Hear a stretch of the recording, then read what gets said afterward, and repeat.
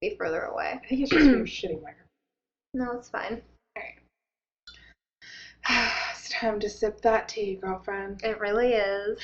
Can you already tell that I'm recording? Wait. It's very hot. Welcome to...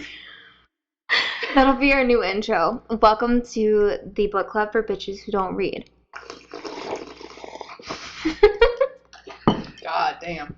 Tonight, we're talking about the Virgin Suicides. Virgin Suicides by Jeffrey Eugenides. And that's the proper way to pronounce it. We think. We are in our brand new podcast spot. And to our right, if you look to your right, well, I guess is that your left? That'd be my left, right? But it's fine. Right. You're right, my left. Right. We're sitting next to a big window.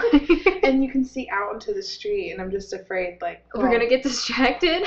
Or I was thinking somebody's going to be biking by or walking by on the opposite sidewalk. Like, why are those two girls just staring at each other laughing? Talking about suicide.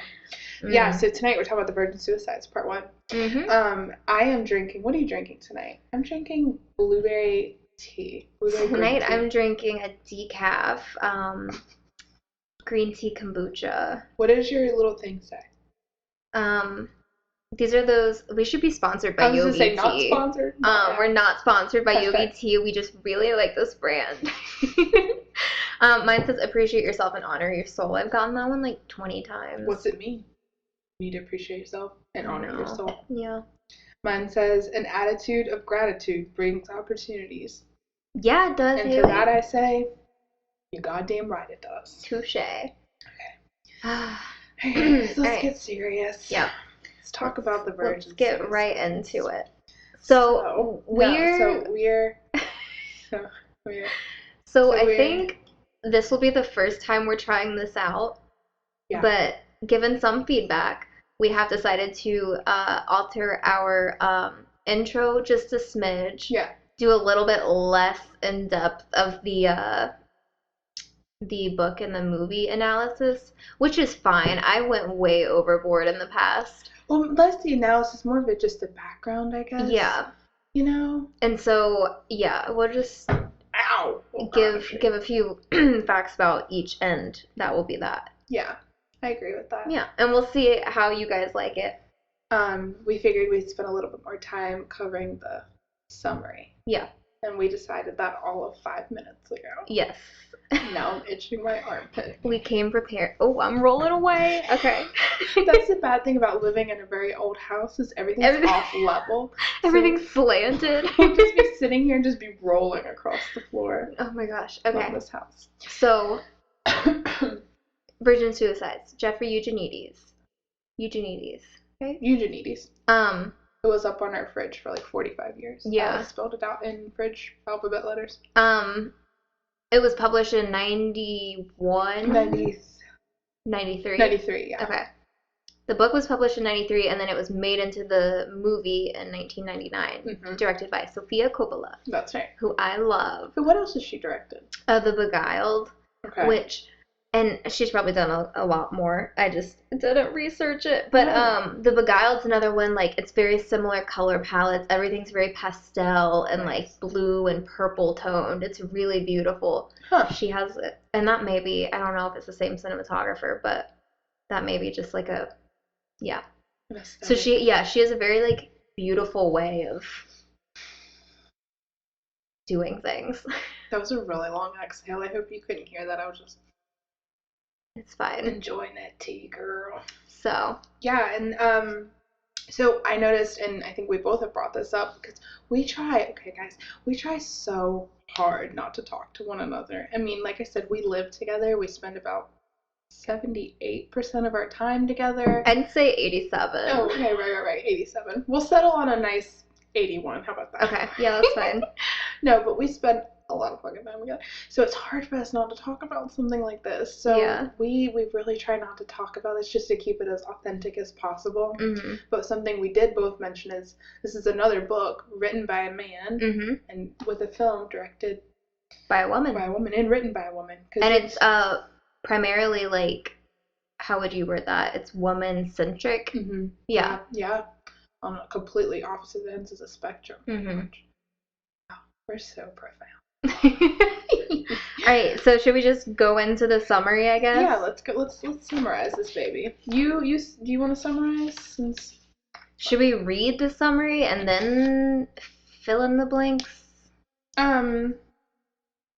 Yeah. What's your summary say? Well, you just read it. How about that? Okay. So this is the summary on the back of the book. Let me get my finger ready. In a quiet suburb of Detroit, the 5 Lisbon girls, beautiful, eccentric, and obsessively watched by the neighborhood boys, commit suicide one by one over the course of a single year. As the boys observed them from afar, transfixed, they pieced together the mystery of the family's fatal melancholy in this hypnotic and unforgettable novel of adolescent love, disquiet, and death. Jeffrey Eugenides evokes the emotions of youth with haunting sensitivity and dark humor and creates a coming-of-age story unlike any of our time. Adapted into a critically acclaimed, we don't need to talk about that. The Virgin Suicide is a modern masterwork of lyrical and timeless tale of sex and suicide that transforms and mythologizes suburban middle American life. And we're going to summarize it more, but I just want to say how sick and tired I am of people romanticizing shit like this. Yeah. And I feel like as much as I love this book and as much as I love the movie, especially the movie romanticizes this whole tragic thing. Yeah. I feel like since like the beginning of time, it's been like that in a way. You know, like even like Romeo and Juliet, like the type of just like love overpowering you so much you have to kill yourself.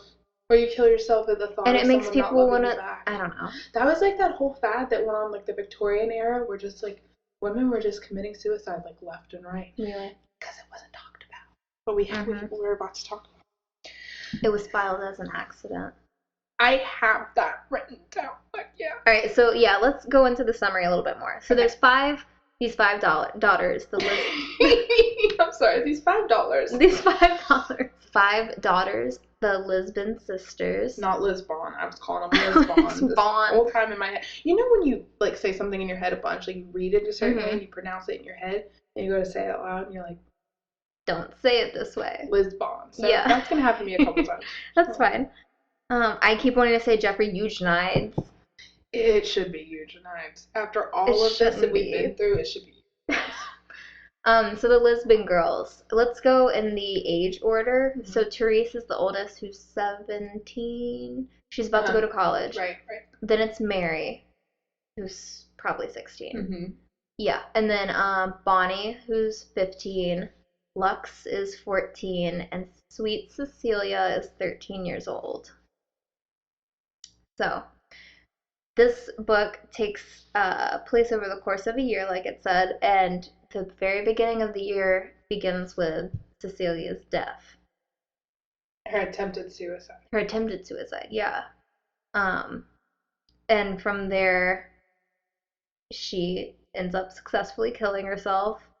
And it just goes through how the daughters grieve, how the parents grieve, the way that like the whole community sees them and ostracizes them, and what leads to their ultimate demise. I don't know. It's told from the perspective of one of the boys that lived in the neighborhood at the time that went to school with these girls. Like I said, they lived in the same neighborhood, so they crossed the same paths occasionally. And it's told as like a flashback. So they refer to like they have some of these girls' belongings. They have a lot of them. Yeah, and they refer to them as exhibits. So it's like almost like a documentary. It was like 1 through 97 or something. They had. Yeah, it's almost like a documentary, but in like a writing form. It's 1 through 97. Yeah. So there's a couple recurring themes through the book and through the film that we're obviously going to cover. So I think we said everything we need to say in the summary. Yeah.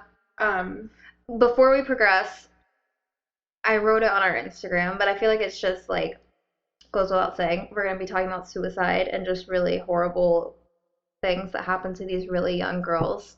So, just continue on. At your own discretion. Yeah. Viewer, what is it? Parental discretion is advised. Yes. Should we begin with Cecilia? Yeah, let's begin with Cecilia, because that's where the book kind of starts out. So it starts out by Cecilia slitting her, like, literally the first page. Mm-hmm. It talks about Cecilia was the first one to go kind of thing. Mm-hmm. And Cecilia, like we said, is the 13-year-old. She's the youngest of the 5. Mm-hmm. She slits her wrists in the bathtub. But it starts with her already in there, and right. For a second you think she may already be dead. Right, so she slits her wrists in the bathtub. They get the EMS called. She lives through it. Mm-hmm. She goes to, the hospital. She probably goes through some sort of psychiatric, like, evaluation. Mm-hmm. She sees a psychiatrist. They sew up the wounds, and they send her on her happy way. Yeah. She sees a psychiatrist. She does these, like, bullshit ink blot test readings. I can never remember the name. It's Roystershire? Yeah. Roychester? Something like that. It's something like that. It sounds like Worcestershire, but it's not. It's not. Roy. It's something like that. Anyway, so yeah. And throughout, like, any, like, doctor that she sees, like, the doctor that fixes her, like, sews her wounds together is a man. Mm-hmm. Her psychiatrist is a man. They're all, like, older men, like, these really unrelatable characters for a 13-year-old girl. And that is one of my favorite lines of the whole book. Mm-hmm. It's when the doctor, I think, is saying, like, why would you do this to yourself? Yeah. Like, you don't know how bad it gets out there. Uh-huh. And she goes, well, obviously, doctor, you've never been a 13-year-old girl. And that's so true. It wraps up the whole book. Like, that, like, early teen years was some of, like, the worst of my life. Like, that's when I don't know. But, yeah, I'm like, how you can't tell a girl, like, I don't know. No, you're right. You can't tell a little girl, a 13-year-old who just tried to end her life. Like, you don't know how bad it gets. There's obviously, she's not just... Well, that's the whole thing in this book, and we'll talk more about it later, is, like, the fact that all these girls committed suicide, and Cecilia being the first, the other 4 sisters didn't commit suicide until pretty much a year later. It was on her... Time, right, the same anniversary of her slitting attempted, her wrist. Yeah. Right, so these girls, so she was the first one to go by a long shot relative to the whole story, and...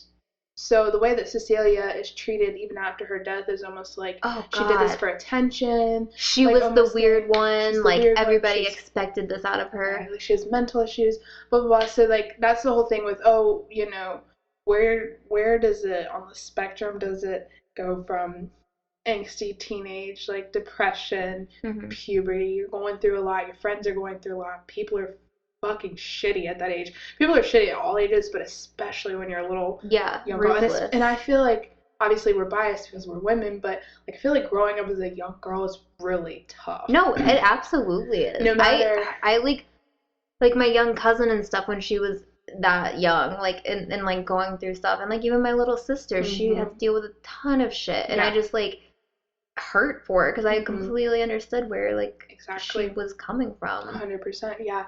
And so, like, it goes from, like, this angsty teenage pubescent, hate for everything in the world, but then it's also, like, on the other end of the spectrum, it's actual mental illness and actually not being able to cope with what's going on, or being able to cope with your family, just in general. So it's like, you can't really say, she's just doing it for attention. She's just doing it because she's some young teenage girl. She's has no idea how bad it gets. And I'm like, have you even evaluated her for, like, any serious mental illness? Whatever, don't even get me started. And I thought, like, going off of that, just how everybody was like, she was the weird one. Like, if anybody did it, like, it was gonna be her, kind of. Yeah. But then it, like, describes her room and, like, her diary and just how intelligent she was. Yep. And she saw the world for how, like, terrible it was. This was in the 70s it took place. And just there's so much, like, death and decay happening in the world. And I think she saw that and not, I don't know, it was just, like, a very, like, hopeless feeling. Yeah. I had it marked down that she was kind of like an old soul. Yeah. Like, 13-year-olds, especially back then, there was no cell phones or even internet. Like, of course they use their diaries as, like, an outlet. I'm sure a lot of teenagers had, like, a diary. Teenagers now still have diaries. But the way that they described her diary was like that it was like a medieval Bible or a book of hours. And in art history, like a book of hours is specifically, it's a small book just filled with manuscripts, like gold leaf pages if they were rich. It's a tiny little book that you could carry around in your pocket at all times, because you know in medieval times they were all like focused on being like super pious, always going to church, whip your back kind of shit with chains and shit. So they would carry this small little book hours and just read throughout the day, like different prayers and stuff. So I thought it was so great because this book has such a religious undertone to it, overtone I would say. And then to compare her diary to like something like a book of hours, something really meditative and personal, but also religious, and I just thought that was like beautifully I'm glad that you said that. Very old soul, like you said. And she had like a zodiac like over her bed and like tarot cards and incense, which is like it makes me think of us. Like we're 22, 24. Yeah. Right, you're 24. Yeah. Yeah, you're in your mid-20s. I'm in the summer of my life. Like that's like how we are now. Not how we are, but those are some of our interests. Yeah. Some of the things that we do. And she's this little 13-year-old girl. I was such an idiot when I was 13 years old. Yeah. So I just feel like that, like, she just saw the world completely differently than her family, and then her brother and father too. That makes it harder for her to relate to them, and then they're calling her weird and all this stuff. So, like, no wonder she felt so, like, isolated. Alienated. Exactly. Yeah, and she used to, so in the book, Cecilia, and in the movie, obviously, Cecilia wears a wedding dress all the time. She wears it in the hospital. She gets hospital food all over it. She gets dirt all over it. She's always in this wedding dress that's been hemmed. Like, and we should mention, I mean, obviously, we're going to get into it, but Mr. and Mrs. Lisbon are super, super religious. Well, she is. I think he's just along for the ride. Yeah. She is devout. She's, like, terrified of, like, fornication. So, yeah, that is, like, a big theme in this book is religion and, like, so that's a huge thing. That's why we're bringing up religion so much. If you haven't read the book or seen the movie, you should. Because that's why we're... Yeah, I have to say, out of the 4 that we've read so far, I don't know, it's hard to say it's my favorite because it's so, like, horrible, you know? Not horrible, but just, like, the content is so, I don't know. It's really sad. But, this would probably be my favorite, and Call Me By Your Name. And I feel like they have very similar styles in that everything is very, like, golden and dramatic and romanticized. And the main characters were about the same. I mean, in their teens, at least. Minus Oliver. But. Well, it's hard to say it's my favorite, but it had a very similar, like, feel to it, like Call Me By Your Name. Just in, like, the, like, description of, like, the environment and stuff. It was just very beautifully written. Yeah, this was a good book. So, Cecilia, when she gets back from the hospital, she's still got scars on her wrist.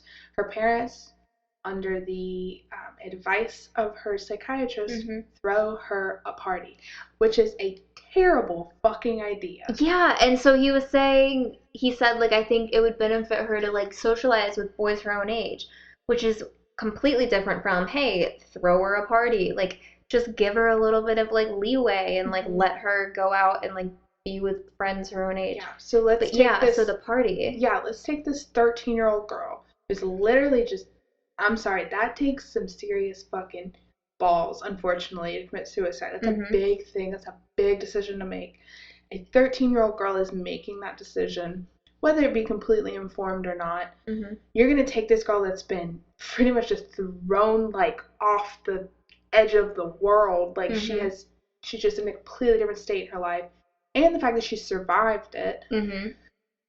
And then you're going to throw her a party? That's like tossing her in cold water after she's been in boiling water. It's just like such a change. Like, why would you do that? Now, and at first I was like, that is so insensitive of the parents. Like, it's disgusting. But I was like, you know what? It's probably best intentions. Like, they probably... Yeah. I mean... But they're not thinking. Exactly. I think they were insensitive, but they were ignorant about it. Like, it wasn't like, let's throw a party for her and fuck her ass up. It was like, let's do this. This will help. Let's put a Band-Aid over her scars. Yeah. Let's put the metaphorical Band-Aid on it. and throw her a party. It's the worst decision. Yeah. So at this party, they have all these neighborhood boys down there, and they're just and they hand make them all their like invitations and stuff, which really is sweet in 70s. But so they have all these boys down there drinking punch. Everyone's talking. Cecilia's just sitting there, just kind of like he says, pretending that no one exists. Cecilia's wearing a wedding dress. She has bracelets taped. She has a ton of bracelets on both of her wrists, and they're all like taped so they can't move. Yeah, so they're covering up her like bandages. Yeah, and so they're sitting there. And this is 3 weeks later. Sorry. Yeah. Just to clarify, it's been 3 weeks. They're sitting there, and this mentally challenged boy comes. His mom drops him off.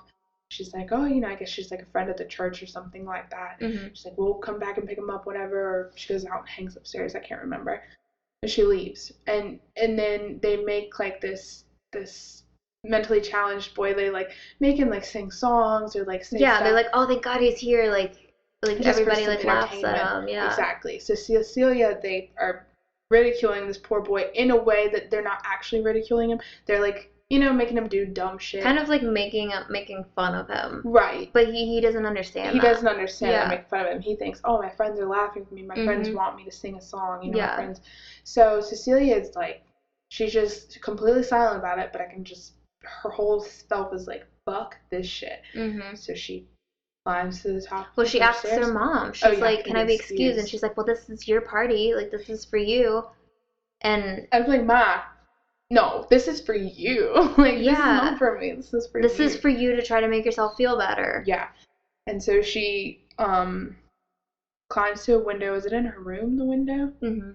And she jumps out of the window. And she falls onto their really sharp gate. She impales herself. Yeah. And they all realize as they rush outside, Mr. Lisbon's trying to pick her up. The mom's screaming. The daughters are obviously it says though, like in the movie they're visibly upset, but in the book, didn't it say that they just kind of like they kind of stood there? Like it's almost like they knew. I guess that's how the guys described it, but it was almost like I don't know if they were like. I'm sure they were upset. They probably were just so like just in shock, I guess. Yeah. And so all of this happens. So poor Cecilia. And she's 13. Like I have a tough time with that because like obviously no matter what, when anyone kills himself it's sad. When a young person kills himself it's even more sad. But for like a 13-year-old girl, I remember going through all those terrible emotions in life. And not only did I know how bad it still gets, but I also know how good it's still. Like I didn't know how good life was going to be even in that moment. So you just feel everything so strongly and so intensely. It feels like that's the only option. Yeah. So it really sucks. But at the same time, she wasn't also like I feel like had she kept going and like had she been, gotten older, I don't think she still would have put up with it. Like I think it would have been over for her. And I just wanted to note that her parents. And especially her mom, less her dad. It was more her mom that was like, I would say, abusive.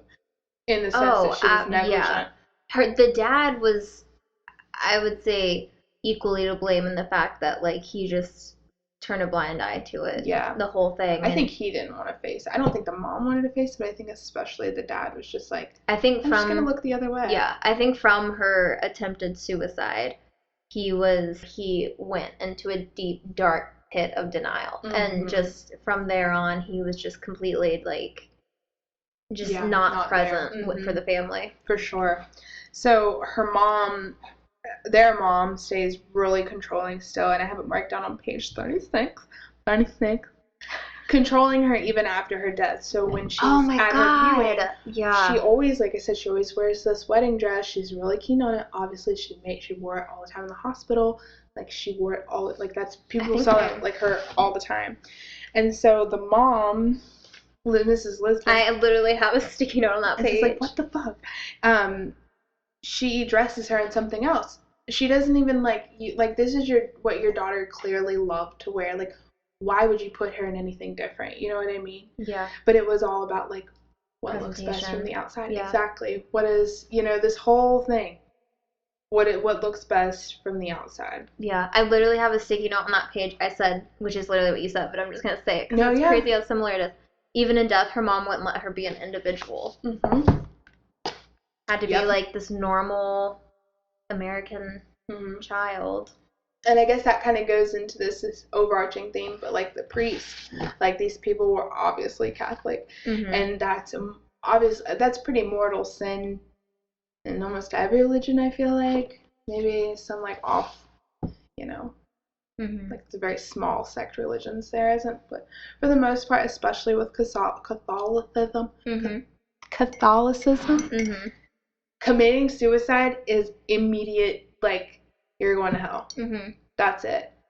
Like, it's so stern. Like, me, if I wouldn't have got baptized before I died under what my parents believe, I'd go straight to hell. Like, if a baby doesn't get baptized before it dies, wow. Like, pretty much. Yeah. Like, if you don't, it's crazy how regimented it is. But, so the priest recorded Cecilia's death as an accident rather than a suicide. And when he went to visit the house, he specifically said that to the mom. It's all about those outward appearances. And she was probably so relieved. And it doesn't change things. It's like a euphemism. When people are like, oh, don't say that. Say this instead. Like, what the hell? No, say what the heck. I'm like, no, it still carries the same weight. It's still the same thing. Like, by you saying, oh, it was an accident when it was really a suicide, it's still the same thing. You know what I mean? Same thing. But it just seems like no one was talking about what was actually happening or, like, what people were actually feeling. My thing is, if my daughter had committed suicide and I had 4 daughters left, I would make sure every inch of my being was focused on making sure my other daughters are okay and like that they're dealing with it okay. This mom did nothing. Yeah, they don't. Her mom never talks about it with them. No, never. They just continue on with their life. Yeah. And even though this book is written from a third person, he still is able to, like... It's an unreliable narrator. Right. But you could still kind of, like, hear what the girls... Not hear, but, like, sense what the girls were going through. So I feel like if they would have mentioned it in this book, had the mom talked to the girls about it. Yeah. He would have brought it in some way. Yeah, they would have figured it out. Because that's a big chunk to leave out of, so... Yeah. So let's talk about Mr. and Mrs. Lisbon. Let's. Real fast. So obviously... If you've been listening up to this point, you know that Mr. and Mrs. Lisbon are the parents of the Lisbon Girls. What? Plot twist. Who would you want to direct this film? M. Night Shyamalan. Oh my god. It would turn out that none of them committed suicide and they're all part of that whole Glass series. Like a Powerpuff Girls. Okay, we're on to something. Right. Dear M. Night Shyamalan. Dear M. Night Shyamalan, we have Get in touch with us. Oh my god, isn't that an It's Always Sunny skit? Yes. Or skit? There's an M. Night Shyamalan movie that's being filmed, and they're like trying to get on it, and Dennis is like some diva on his phone all the time. They're looking for someone to write the fucking screenplay, and they're like, he's like, what are you? I'm Pakistani. Close enough. He's Indian. We need an Indian. Oh my god. Okay, right. Great show. Great show. Not sponsored by It's Always Sunny, but sponsored by It's Always Sunny and Yogi Tea. What a shit show. That would be our show. Sponsored by It's Always Sunny and Yogi Tea. I would be honored. Okay. So, Mr. and Mrs. Lisbon. This is kind of just like random, but I was really surprised, and I said this during the movie. I was really surprised at the state of the girls' rooms and bathrooms. Oh my god, the house, after Cecilia died, the house went in complete disrepair. Like the parents just quit. Yeah. They, never went grocery shopping. They always had, groceries delivered. The girls were eating soup. Out of cans, vegetables out of cans. And, Lux had lost, she weighed, 90 pounds when she went to towards the end, yeah. When she went to the, yeah. But yeah, it was just they were all depressed. But no one was dealing with it. Yeah. Exactly. And but I was just amazed, I think even before Cecilia's death though, that bathroom had to have been because they talk about when some of the neighborhood boys make it in there, they're like, oh, it's like the secret world of girls. There's you can smell girls becoming women kind of thing, like all cooped up in one room. But they had like one little bathroom that all of them shared. I was surprised they were allowed to have makeup. Like, I was as surprised that they were allowed to have like mirrors. Like, the mom's so freaking strict just about boys, it seems, but about their parents is on the outside. Like, it's almost like she didn't really give a shit, or she didn't pay attention enough to give a shit what was going on inside the house. But as soon as they stepped out of the door, it was like, what are you wearing? Where are you going? Lux was playing in the like front yard with a halter top or something on when she was younger, and she made her come in and change. One time that happened to me, I was going fishing with a boy, and I had on like what I have on right now. You could see my bra straps because it was like 2008. For those of you listening, it is a yellow tank top with spaghetti straps and a bralette as a halter top underneath. Skiddly pop. But I was wearing something like this, and I had shorts on. It was freaking summer. As soon as I go to walk out the door, my dad's like, if you don't turn the fuck around, he was like, you aren't going anywhere. He made me go upstairs and put a regular shirt on. It was a tank top. I'm going fishing. Dad. With a boy. Yeah, he knew what I was doing. We all knew what I was doing. Yeah, I was a little ho-ho. I've always been a little ho-ho. I was a little ho-ho. It's a Libra attribute. It's fine. Don't listen to this, Mom. Okay, so, Lisbon's appearances. I was just surprised at that because when they talk about like the room, he talks about how there's a bra hanging from a crucifix in their room. That was Lux's, right? Yeah. Which is so typical Lux. I feel like the parents are like patrolling that whole house. There's no way like it would have just been a bra like hanging on the crucifix. I feel like she would have like busted some ass.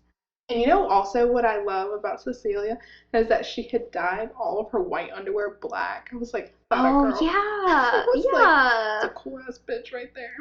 God, and nobody understood her. No. And so yeah, you know what? I don't think her sisters, like, I think it sounds horrible, but I think her sisters were somewhat to blame because I feel like her sisters were so starkly different than her. And just, like, I guess they're not to blame, but obviously, but I don't know, just the fact that, like, Cecilia felt like she couldn't relate to them. Because I feel like there were all these pastel, like, pretty boy crazy girls and not boy crazy, you know what I mean? I'm just saying about Lux, no. I don't know, and I just feel like that, in a sense, ostracized her from them. Yeah, there always seems to be in, like, a family or even, like, a group of friends, there's always that one black sheep, you know, even if it's just, like, a gray sheep, it's, like, a little, like, a little you know, different. They fit in enough, but there's still something just a little bit different about them than everyone else. Yeah, I would agree with that. Yeah. I also, just hitting on the whole Lisbon's, but I thought it was just weird and kind of funny and ironic that everyone in the neighborhood, when Cecilia committed suicide successfully, they, like, the EMS came out, like, had their sirens on and stuff, and no one really came outside, and it got to the point where they were coming to the house so much, the EMS, that they didn't have their sirens on at one point. They were just at the very end. They're just like, they don't really, like, oh. And they didn't knock on the door, they just walked in. Yeah. And so, like, and it talks about when Cecilia commits suicide, there's no one out there. Like, no one sees anything when, we'll get into this, but when Lux is having sex with random guys on the roof, no one sees any of this except for that guy across the street. Yeah. And the neighborhood boys, obviously, because they were there. But just the Lisbons in general, I mean, there's not really too much to say on my end, at least, other than the fact that they're, like, devoutly religious to the point of, like, it just inhibits their daughters from... And Mr. Lisbon is just completely complacent. And he talks about how he longed for the presence of boys. I was just about to say, yeah, and maybe in a way he was just like, eh. Yeah, or he just didn't know how to handle it. Yeah. Whether it be the emotions or what actually happened, or he just didn't know how to handle having 5 girls. And to be cooped up in a house with 5 girls. I love girls, they're great. But I would go crazy if I was cooped up in a house with 5 girls. And having to parent them. Like, it's less, you know. Not even. He doesn't even, I wouldn't even say he parents them. He's always just like, oh, well, let's see what Mrs. Lisbon has to say. Because his wife's probably too much of an overpace, like kind of a pushover, it seems. And we should mention he's a high school science teacher. At their high school. Math and science teacher. Yeah. Which ostracizes them as well because their dad's a teacher. Right. Yeah. And also, before I forget, this is a little bit of a tangent, going on the religious thing, and I don't know if this is necessarily religious, but you know, like that show, The Duggars? That absurd show where there's like 15,000 children. Yeah, yeah. Which, by the way, I do not support them or their disgusting family that is... I'm not going to go into it. Their son's a friggin' child molester. Yeah, yeah. But it's all cool. It's all cool. They're all still getting money, making shows. Going to heaven. But it's weird that the daughters are 13 through 17. Like, they popped one out right after the other. And there's a lot. Like, 5 kids? That seems like a lot to me. My grandma had 5 kids. My grandma was one of 12. Holy shit. Yeah. That's like back then when people were like having kids for necessity. You had to have those motherfuckers so they could like do work around the house. Yeah, but it's just weird. It was like literally popped one out and had another one. Just because religion's so focused on sex for procreation. Like, that's the whole thing about the Duggars. It's like you create as many kids as you can because one, you want to spread that seed, literally and figuratively. Mm-hmm. But then also it's like doing the Lord's work kind of thing. Just weird. Yeah. It's just weird. Yeah. The whole big family thing. I have, so focused on outward appearance and religious validation to focus on the real issue. Mm-hmm. I said focus twice in that one sentence. Focus on me. Focus on the babies. So, and then as life goes on and as time goes on, like Alex said, they stop, like, pretty much taking care of their kids. They completely... we probably shouldn't talk about that yet because that goes into it. And, like, locking them up pretty much. Oh, yeah, not quite. We'll do that after Trip Fontaine. But, yeah, so they're just neglecting their kids. They're neglecting their house. They're neglecting their, like, lawn. And people are just, like, catching on to that. Which is amazing because it's, like, if they're so focused on outward appearances, you can just tell they've given up at that point. Yeah. But they're still focused on outward appearances because they really don't want to talk about it. It's so weird. It's so weird. She won't bury her daughter in her favorite dress because she wants it to look nice, but she'll let, like, her house fall apart.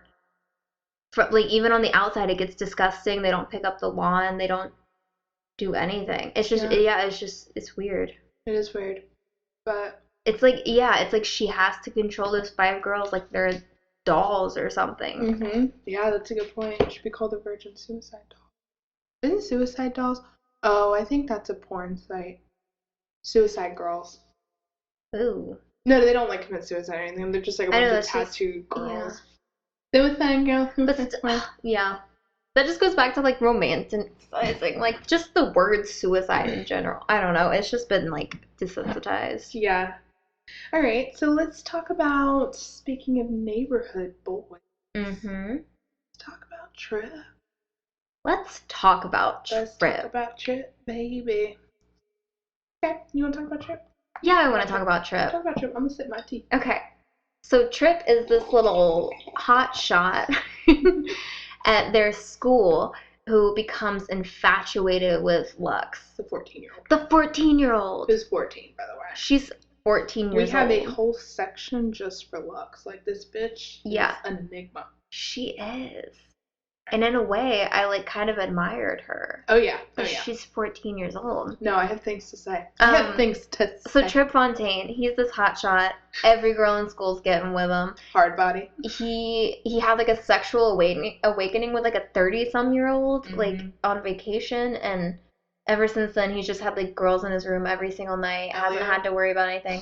But he becomes infatuated with Lux because he just happens upon her, like, classroom one day. And she's not really stoked about him at first, which I think is what kind of, like... And which I think is funny because she's stoked about everybody. Mm-hmm. So, and that's one thing I really loved about this was that Trip was, like, saying he had never, like, had to be the one to pursue before. He's always been the one to be pursued. Mm-hmm. So he was extremely uncomfortable and didn't know how to act, and I loved that. Mm-hmm. So yeah, he pursues Lux, and how does he? Oh, he sits next to her during the movie, and it was like it was something like where the whole school had to come together. What's that word? I don't know. But, like, the whole school was, like, watching a movie or something, and he sits next to Lux, and they kind of, like, trade a couple words back and forth, and he's like, you're a stone fox. And I loved that. But she's also 14 years old. Yeah. And, yeah, anyway, so he gets to go and, like, hang out with her at her house. But he's, like, sitting on a couch next to Mrs. Lisbon, and on the other side of Mrs. Lisbon is Lux, and, like, the whole family's sitting around just watching TV, and he's so painfully uncomfortable, which is hilarious. And then as he's getting ready to leave, she sneaks out and just, like, ravages him in the car. And he's like, oh, yeah, like, this girl's into me. Like, it kind of confirmed everything. He gets the approval to take them to homecoming. He, like, asks Mr. Lisbon at school, and Mr. Lisbon, like, runs it by Mrs. Lisbon. She's apprehensive, but she doesn't want any more daughters to commit suicide, which is probably why she says yes. Yeah, so he, like, strikes a deal, and him and 3 of his friends take all of the remaining 4 Lisbon girls to homecoming. Mm-hmm. And it's the best night of their life. Unfortunately. I don't know where to continue from there. They're just having a really good night. They're all dancing. Yeah. Mr. Lisbon's there. Yeah. He's chaperoning. I love how they were, like, making it such a huge deal. Like, you know, Mrs. Lisbon was, like, acting like it was the end of the world, them going to homecoming. But they're like, oh, we don't let the girls go in cars. Like, we don't do unchaperoned dates. But then, and, like, they're like, fine, we'll let you have this. But the dad's still there chaperoning. Yeah. It doesn't even really count. She doesn't trust her own husband. She makes their homecoming dresses. They're all white, which is, like, very pure and, like, youthful and, like, Christian. Virgin. And see, in the film, the girls have, like, these really nice, like, little free floral, people looking, tight-fitting dresses. But in the book, he talks about how loose the dresses were. They were, like pretty much like bags. Exactly, sacks on the girls. Which I wasn't really keen on that. There's a couple, I mean, I guess we'll get more into that. But there was a couple things about the movie that I did not like at all. Yeah. But that gets into the homecoming. So, Lux goes underneath the bleachers with Chip, and they start drinking. Bonnie gets under there with another guy. They all start drinking. Bonnie and the 2 other girls go home. Lux decides she's gonna... They try to wait for her, but they can't find her. Yeah, they win Homecoming Queen and Homecoming King, so they, like, go off on their own thing. Mm-hmm. They go into a football field, and they have sex. Great. Yeah. Like a brief second.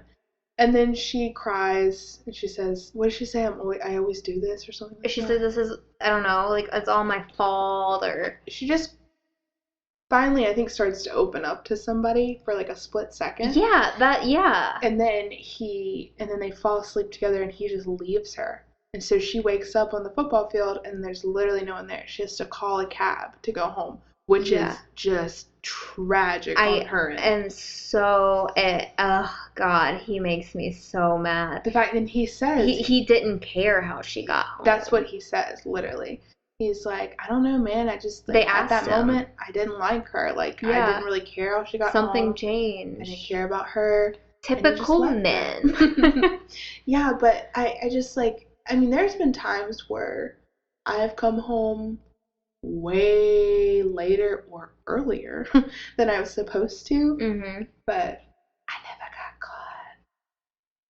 Because I was always good about it.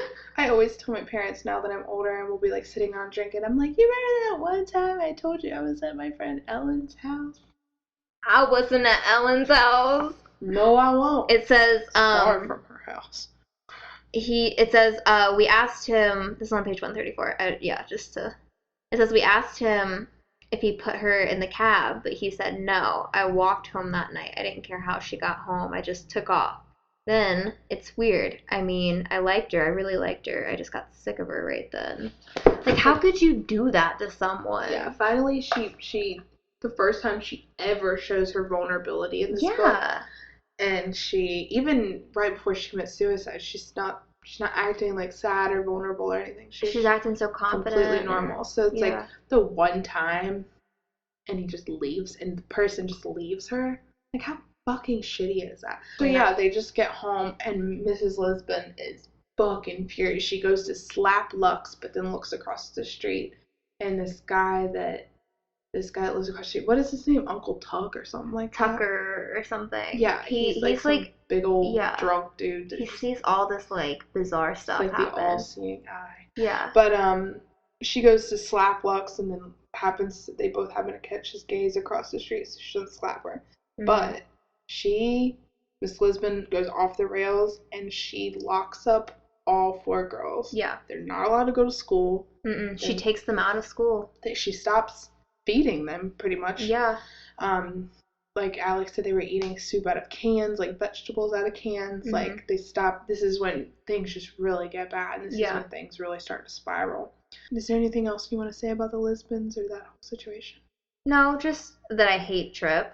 Trip is a typical, like, fuckboy. He's, like, the fuckboy. He's like, oh, I got what I wanted, so I'm done. Bye.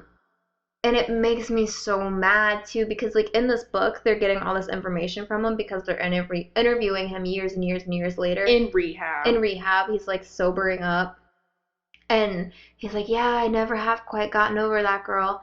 And I'm like, you asshole. Like, you didn't give a shit about her when she needed someone to the most. He only hadn't gotten over her because she committed suicide. Yeah, and so in his mind, I feel bad. Yeah, and in his mind, she's still like this 14-year-old girl that he was like so in love with at one point. She's not an actual person. Yeah, he just that suffered or felt anything. Yeah. I'm like, don't get me started, but this is what a podcast is for. And we do need to talk about that too, because I feel like this whole book, these people have just like put these girls in these glass boxes as like this is how they are forever and ever. So this goes into Lux's. We're like doing really good on time. We're only an hour right now. Wow, this is good. We're doing good on time. It's because really we didn't talk for 30 minutes about the movie. No, but that maybe is a thing. I don't know. We'll figure it out. Yeah. This whole thing's a learning curve, a learning lesson. We're learning lessons every day. Yeah, we are. We learn something new. And I just want to say, I am so proud of, I don't know how often you read full books. But it has been so long since I've read a full novel. Mm-hmm. And the fact that this is the 4th one in this year, I'm just really proud of us. Yeah, hell yeah. So, okay, this perfectly transitions into Lux's downward spiral. Yeah. I kind of burped when I said that. So Mrs. Lisbon has them locked up. So Lux is like, you know what? I'm going to do the only thing I have left, and I'm going to work that ass, girl. Mm-hmm. So the neighborhood boys are watching her literally bring different men up, which is cool, but she's also 14. She's 14. I keep having to remind myself because she acts like a 20-year-old. I thought she was one of the older ones. I did too. I thought she was like the oldest. And so they're watching her bring all these random men up there. They said anywhere from like a pizza delivery man to like someone like a nicer attire, I guess. That could lose his career over somebody finding this out. Yeah, and she's 14. I mean, this is... Or like having an affair with her, who's like a man who's like married. Yeah, so... It's so weird. Yeah, and so she's just running through these dudes, and these dudes are just I mean, it's purely about sex, and they said, even in the book, it says sometimes it's just so mechanical and sterile. She's just like, no emotions coming out, and then other times she's like super like, you know, ravenous and like, you know, so it's just weird. I could just see like, when I was reading this, I was like, wow, she's like disassociating. Like, this is like her way of coping with whatever is going on. You know, she's not getting love from anyone else. Mm-hmm. Yep, exactly. And this is the only thing that kind of makes her feel like she's, I don't know, human. Yeah. In a way. Yeah, so she's like, I mean, this is like an she's the only one occurrence. Who's not a virgin, too. Yeah. Yeah, that's true. And she, they said like in the cold, in the rain, the summer heat, she's up there just, well, I guess they didn't go through a whole couple seasons, but like in the freezing cold, like she was out there just banging them out. Against the chimney. So she goes through this whole thing. Well, and can we talk about like her contraception? Okay, so yeah. That is just, like, at one point it talks about her shaking up a Coke can and, like, opening it and up her breaking, to, like, clear it out, which, by the way, anybody who's listening that doesn't know, that's not gonna work. It doesn't? Shit. No, I'm kidding. No, it's not gonna work. No. And then that's another thing about the mechanicalness of, like, having sex and stuff and being so sterile sometimes. Sometimes she didn't give a shit if the guy, like, had protection, and sometimes she was like, nope. What'd she say? No erection without protection? Yeah. It was just based on, like, I guess the mood of the night. Yeah. And just completely dissociating. Yeah, and just, like, hurting herself, too. Like, it talks about, like, her putting, like, vinegar and stuff, like, up in her vagina to, like, sanitize it, which, by the way, does not work. We learned that from Patrick Bateman. Yeah. But it said, like, later on, whenever the new people bought the house, when they were getting it re-roofed, they found, like, all of these, like, condiments up by the chimney. And they're like, oh, like, somebody must have been making a salad up here. Well, and that also goes to show, like, how young and naive and ignorant she is, that she thinks she can shoot coke. I mean, I know it was the 70s, but, I mean, it wasn't, like, no, I've never even heard of that before. I hadn't either. So Lux, all of a sudden, has to go. She's having these, like, terrible stomach issues. And I thought this was going to be one of them killing themselves. I did, too. And so did the boys. So Lux gets off in the EMS, and she's just having these terrible stomach issues. She's screaming and being all dramatic. The mom doesn't ride with her in the EMS. So she gets to the doctor, and the doctor's like, you didn't really have anything going on. Like, well, she stops. Yeah, she stops reacting. She's just, like, sitting there, and he's like, so what's going on? And then what did she say to him? I know he tests her. Yeah. For some reason, he was like, you don't want your mom to know, do you? And she was like, no. Well, he tests her. Or no, he asks her, he's like, when was your last period? And she was like 40-some days ago. Yeah. And so he tests her he gives her a pregnancy test, and he gives her STD test. So she's thinking, fuck, like, I'm pregnant. I for sure thought she was pregnant. Really quick, I did too. Do you think the parents knew that they ran those tests? Because it said something about Mr. Lisbon on the phone, like, crying at one point. I don't know. I feel like, God, I mean, I don't know how things were back then, but I imagine that there weren't a bunch of, like, doctor-patient confidentiality, so maybe. But anyway, so it turns out that she's actually not pregnant, but she does have HPV, which is not a huge STD to have. It's like, I think it's Isn't that the most common? Yeah. But it could lead to cervical cancer. Exactly, like if it's not treated correctly, or if you don't get your booster. You don't get your... What was it, Gardasil? That's what I got. Yeah. But yeah, so she has HPV. As fuck. Which is not surprising. And she has, like, what are they? They didn't say lacerations, but she had damage on her, like, uterus, like, inside of her vagina. From, like, all that shit she was doing herself. Lord have mercy. Yeah. So this is just tough. And what else was I going to say about the roof? And the roof was whenever they were talking about how she was like 90 pounds, like rainwater would like gather in her collarbones. Yeah. Like just how thin she was getting because she was not being fed correctly. And at one point, they were talking to one of the guys that had sex with her, and he was saying like, when she led him up through the house, he stepped on something squishy. And he, like, looked at it, and it was, like, a half-eaten sandwich or something. Just on the floor in the stairway. Total disarray. Total disarray. The parents stopped giving a shit quick. And it's also weird, going back to the parents and being so strict, they never caught her leading all of these men into her house. I think it had to be, like, 30 men or something. Like, it was an absurd number. Yeah. But I'm like, how can you not hear all this, you know? Just the ignorance. Probably just dead asleep. Yeah, I mean, I used to sneak out of the house and my parents never caught me. My dad, he's a really deep sleeper, but he wakes up really easily, if that makes sense. Like, my parents' house had, like when you open the door, it would go ding. Oh, that's the worst. Yeah. Oh, no. But my mom, she worked night shifts, so sneaking out of the house with her, if she was home, was like... And then to start up your car, oh my God. I have never clenched my butt cheeks so hard as when I used to sneak out and start up my car and be like, I mean, I drove a Bug at the time, so it was like kind of a quiet car. It wasn't like a huge exhaust or anything. Yeah. But it was still in the driveway. Yeah. Oh, God, my parents' bedroom was right there. Do you ever look back at shit you did and you're like... Somewhat. I was a kid who was terrified of, like, if I did do something, of getting caught. I was too, but then sometimes I wouldn't even think, like, I would just go do it, and then I'd be, like, in it, or I'd be about to do it, or come home from doing whatever. I'd be like, oh, fuck, what did I just do? Like, if I got caught, I'd be in so much trouble. I used to, like, when I went to stay with, like, my friend, we would sneak out of her house all the time.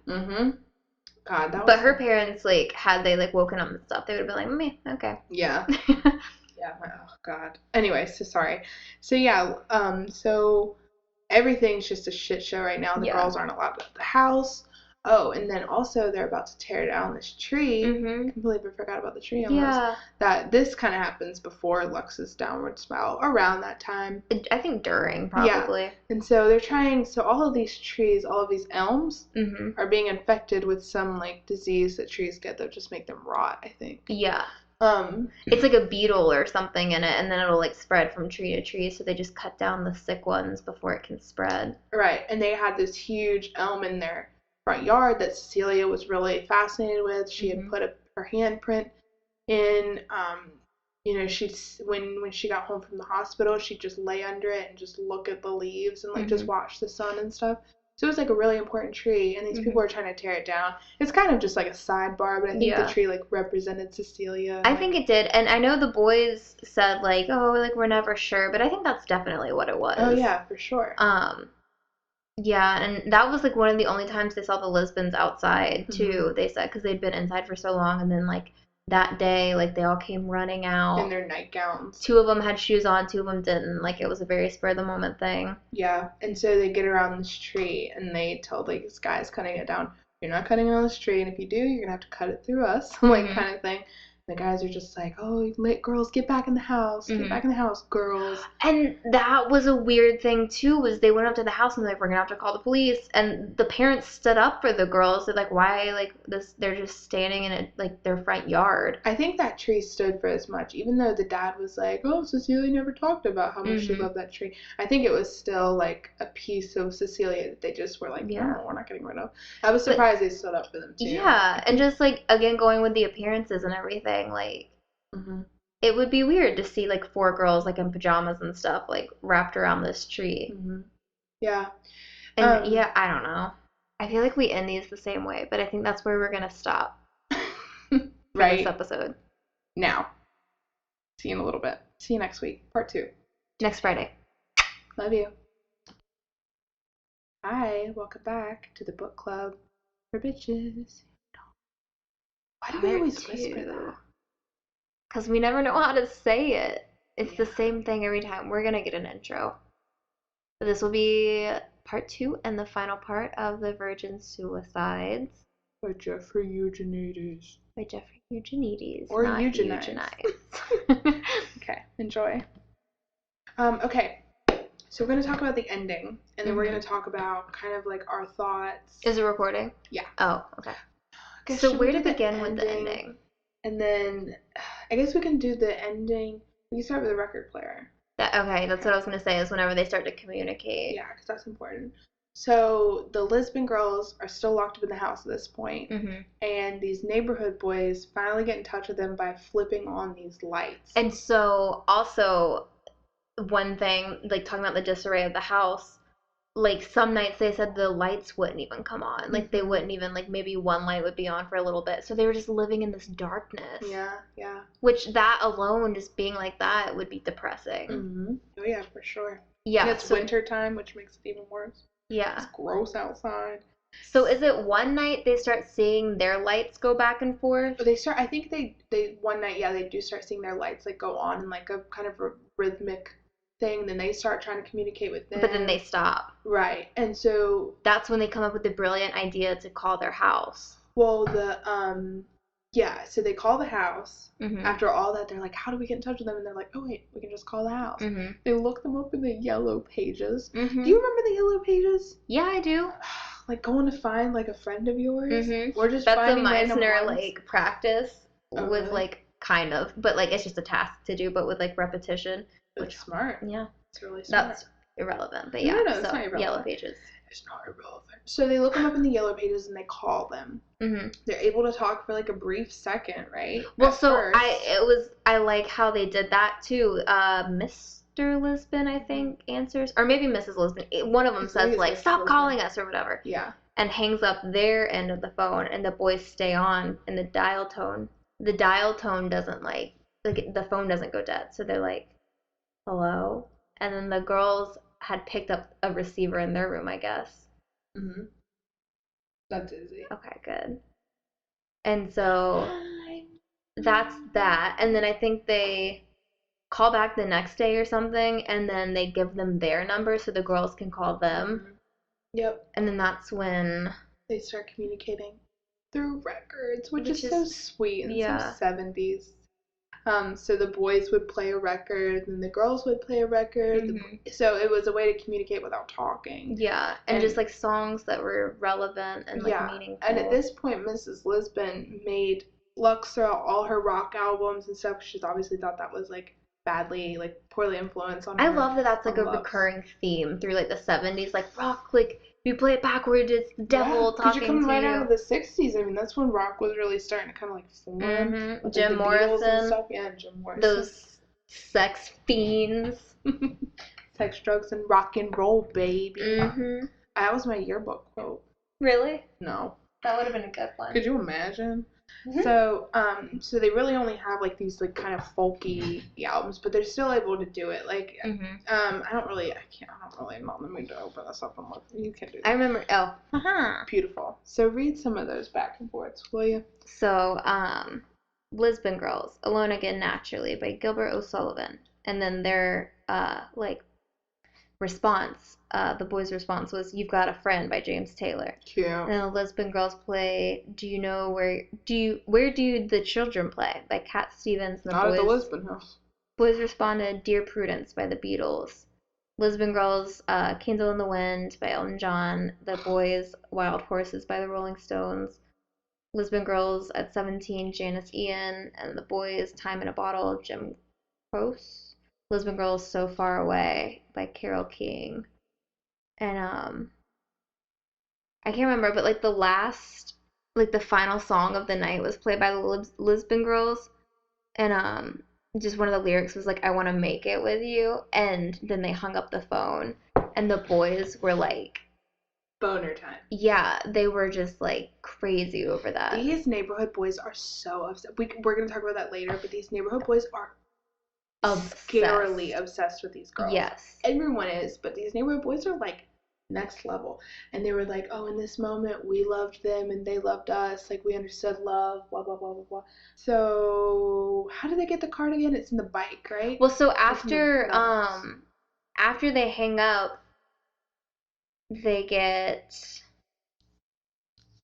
or was it before they called that the Virgin Mary started showing up? Like these different little laminated cards? I think it was after. Okay. At one point, though, they like started receiving little one-line letters from the girls. Mm-hmm.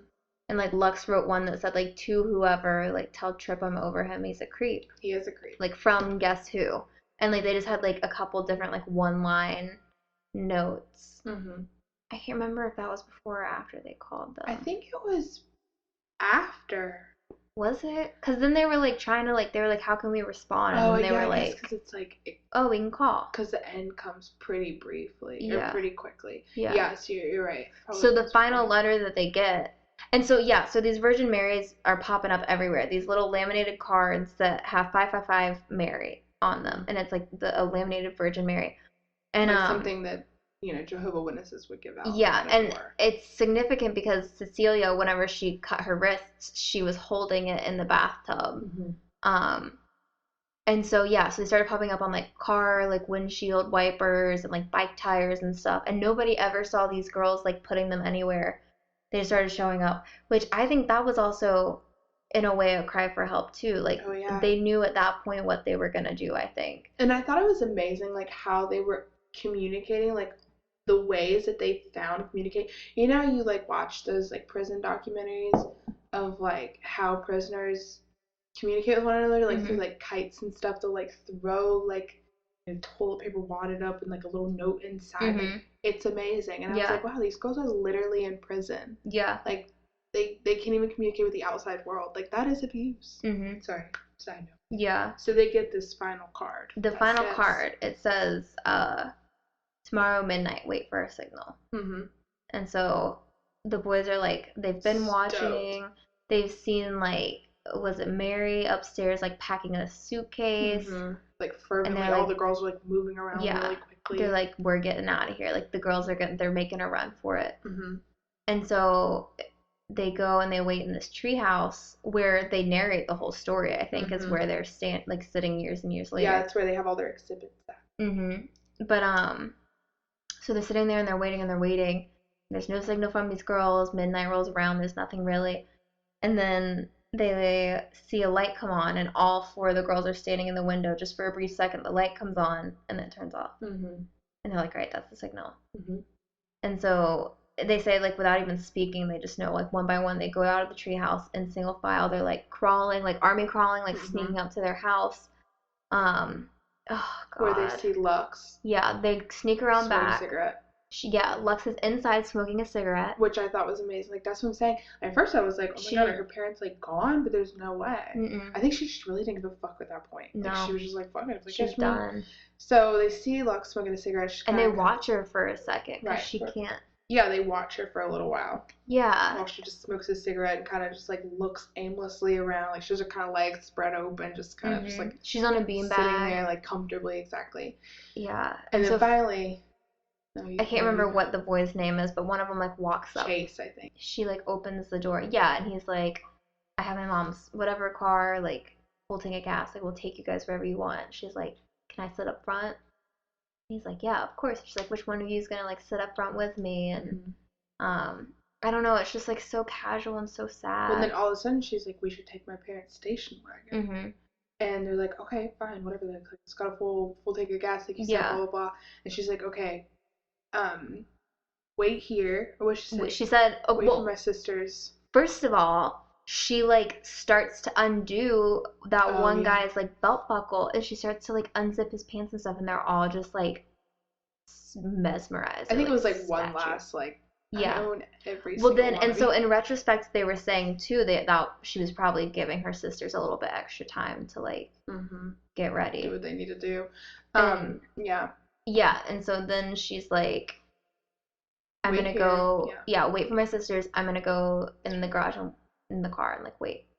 They're like, cool. So Lux goes to the car and starts it. The boys. And they hear her playing music. Yeah, she's, like, playing music. They're thinking everything's totally fine. So the boys, don't they go downstairs to the rec room? Yeah, and they had heard stuff, like, knock around. Right, like a bunch of thuds and stuff. And they had heard stuff from the basement where they had the party. Right. With Cecilia. So they go down there. Yeah. And what do they find, Alex? So, and it's flooded. Oh, yeah? The basement's, like, a little bit, it has, like sewage water, which is disgusting. Like, they're living in that filth. But so they go down there, and they say that it's, like, nothing had been touched since Cecilia's party whenever she had successfully killed herself. Like, punch bowl was still there, like, tablecloth. Had formed into, like, a gloss, like, glaze or whatever they call it. And so one of the kids, is it the Paul guy? I think in the movie it's Paul, but I think in the tall, awkward-looking one. That's what I remember. But he was like, man, like, I just want to feel one of the Lisbons up, like, blah, blah, blah. Like, he's, like, backing into, like, the middle of the room, like, waiting in this water. And the guys, like, all, like, just freeze, and they see, is it Bonnie? Mary sticks her head in the oven. Yeah, Bonnie. Okay. Bonnie had hung herself from one of the rafters downstairs. And it was Bonnie who was packing the truck, not Mary. Trunk. But so she could use it as a weight. To kick off, yeah, and then she... So they just describe her, like, white stockings. It's very brief, though, the description. I guess I'm so used to that. Yeah, well, he said for, like, a moment, like, they were just all in shock. And I think he said he didn't even know how long they stood there or something. Yeah. But she's, like, her feet were, like, wet from, like, walking in there. But she had, and they said, like, they're pretty sure she had killed herself while they were waiting upstairs. And so they run out. And in the movie, it shows them run, like, over the feet of Mary, I'm assuming. But in the book, it doesn't quite say that, but they say that they think they had missed Mary by just, like, 2 feet in the darkness in the kitchen, because Mary's the one who had stuck her body, her head, and torso into the oven. What was that supposed to do? Light her on fire? No, well, it was probably a gas. Yeah, okay. And she probably blew the flame out, so the gas just started coming out. Okay. I was thinking, I was like, what, she want to burn her eyebrows off? Yeah. But so, oh God, that made me feel so sick too, because like on their way down to the rec room, they had to go through the kitchen, and she was probably lying there like unconscious. But they talked about the hissing noise they heard, and they couldn't figure out what it was. And it was probably that gas in the oven. And Therese had committed suicide by taking a bunch of sleeping pills. Yeah. So, so finally they run out. They don't even think to check the garage. Yeah, they just fucking book it out of there, which I probably would have done too. I don't know what I would have. I probably would have. I would have made enough noise to have like alert the parents probably. Yeah, and the fact that the parents are just so right over their heads. Yeah. So then the next morning. Morning-ish. Yeah. So the guys just leave at that point. They don't think about the garage or anything.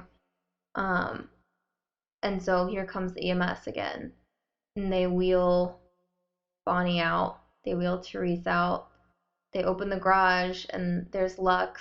I thought it was so like stylistic, I guess, in the movie, the way that her hand hung out of the car with like a half-smoked cigarette. But in the book, it just said that she had like a lighter that had burned through. The coils had burned her hand or something. Yeah. And Mary had survived. Yeah, and they don't do that in the movie. Like, they don't do that, which... She was barely, like, still conscious. Although, that's just my opinion, but I feel like she should have died that night. Like, I feel like by her not dying, I don't know, it just kind of, like, fucked up the ending for me. Like, the fact that she lived and then... Yeah.